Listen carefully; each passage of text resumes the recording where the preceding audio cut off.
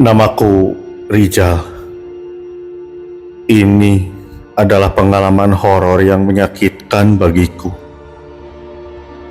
Namun, akan kuceritakan sebagai pembelajaran bagi semua orang. Saat itu, aku masih duduk di bangku sekolah menengah pertama. Aku tinggal bersama keluargaku. Cerita ini dimulai ketika ayah memutuskan untuk keluar dari pekerjaannya di pabrik dan memutuskan untuk berjualan saja.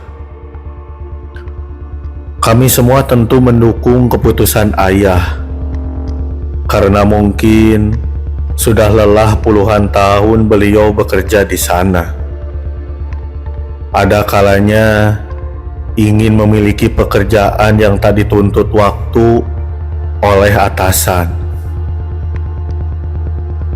Ayah lalu memutuskan untuk berjualan roti kukus dan roti bakar keliling ke kampung-kampung dan desa-desa.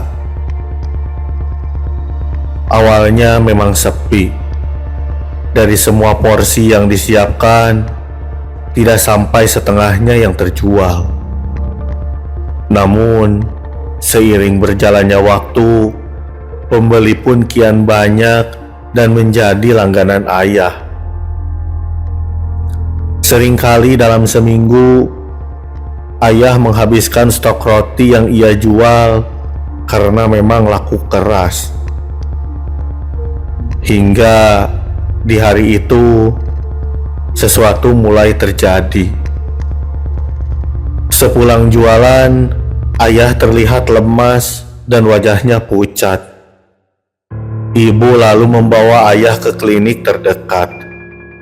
Namun, kata dokter di sana, tidak ditemukan gejala penyakit pada diri ayah. Ayah hanya kecapean dan disuruh untuk beristirahat. Hingga di esok hari ayah kembali terlihat sehat dan bugar dan mulai kembali berjualan.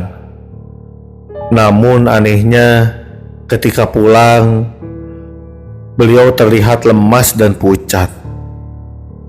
Kejadian ini terus berulang hingga beberapa hari. Yang anehnya, ayah terlihat sakit ketika sudah menjelang malam setelah maghrib dan akan kembali sehat setelah subuh.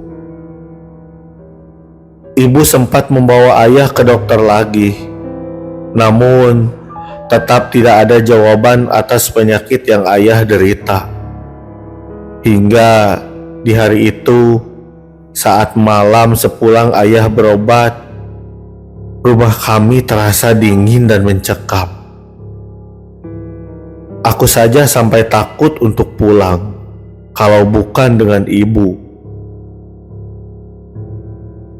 Di malam itu, entah kenapa aku menjadi tak enak hati.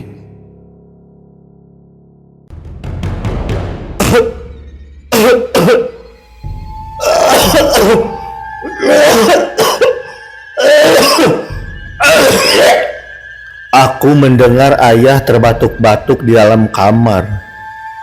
Aku lihat ayah ditemani oleh ibu.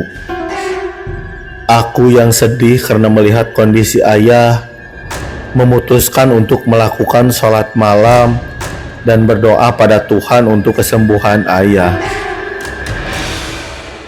Hingga setelah selesai sholat dan berdoa, semeliwir terasa angin yang dingin menusuk ke dalam kulit.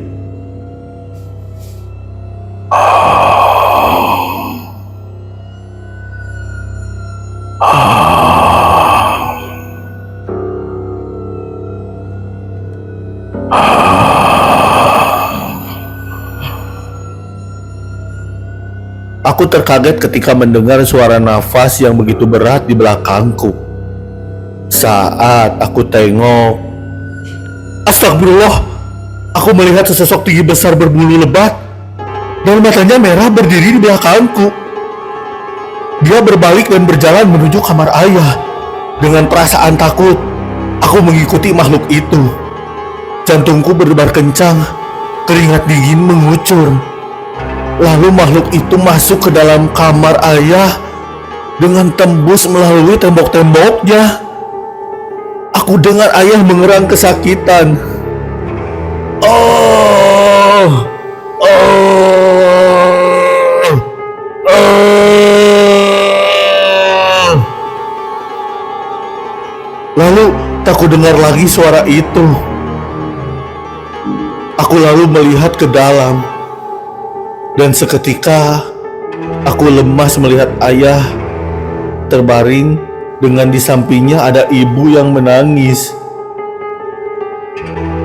Ayah dinyatakan meninggal dunia. Lalu esoknya ayah dimakamkan.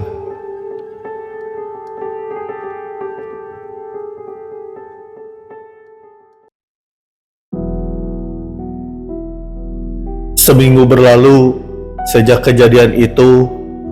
Ibu memutuskan ingin tinggal bersama kakakku yang berada di kota sebelah karena tak kuat menahan kesedihan akibat ditinggalkan ayah.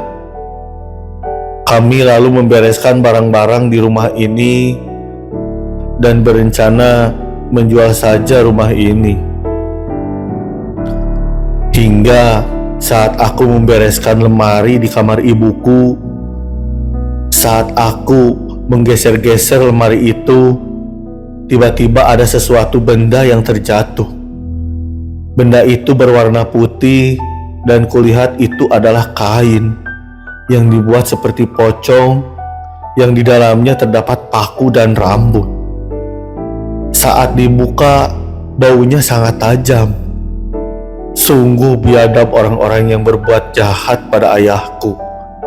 Semoga Tuhan membalas apa yang telah mereka lakukan.